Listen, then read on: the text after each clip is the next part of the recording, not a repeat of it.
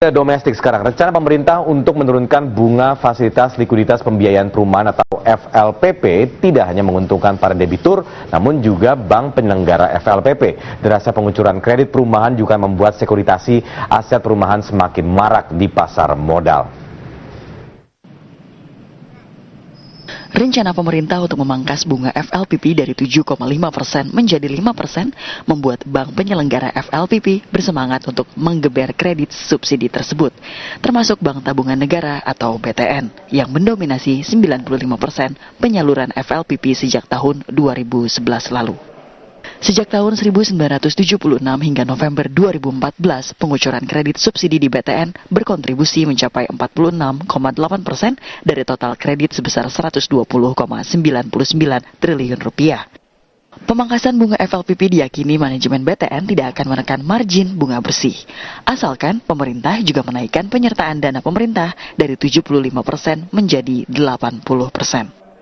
Pengkajian daripada berapa komposisi likuiditasnya, berapa persen yang sedang dikaji, itu pasti akan memberikan peningkatan NIM oleh BTN, walaupun misalnya bunganya turun, karena yang turun adalah kredit KPR yang akan datang, yang 1 juta, yang subsidi tetap, sedangkan produk kita tidak semuanya kredit subsidi.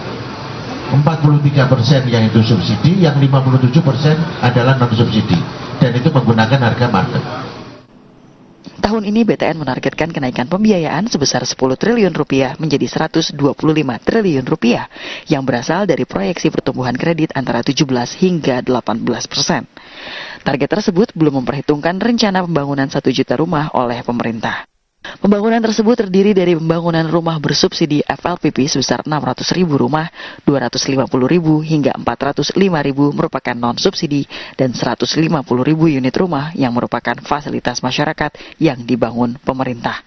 Penurunan bunga FLPP tak hanya akan mengerek naik daya beli masyarakat, tingginya potensi pembiayaan akan meningkatkan sekuritisasi aset perumahan di pasar modal. Bagaimana dengan investor di pasar modal? Ini ada juga momentum, dia bisa memilah saham-saham mana yang potensi kira-kira. Kalau sekarang kan memang belum kelihatan.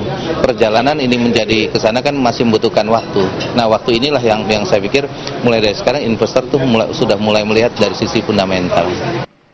Backlog perumahan di Indonesia menurut Badan Pusat Statistik sebesar 13,6 juta unit. Pembiayaannya berpotensi mencapai lebih dari 1.200 triliun rupiah. Sementara kebutuhan perumahan hingga 20 tahun ke depan diperkirakan mencapai 20 juta unit. Meski demikian, pemerintah harus memperhatikan suplai rumah dari penyediaan lahan.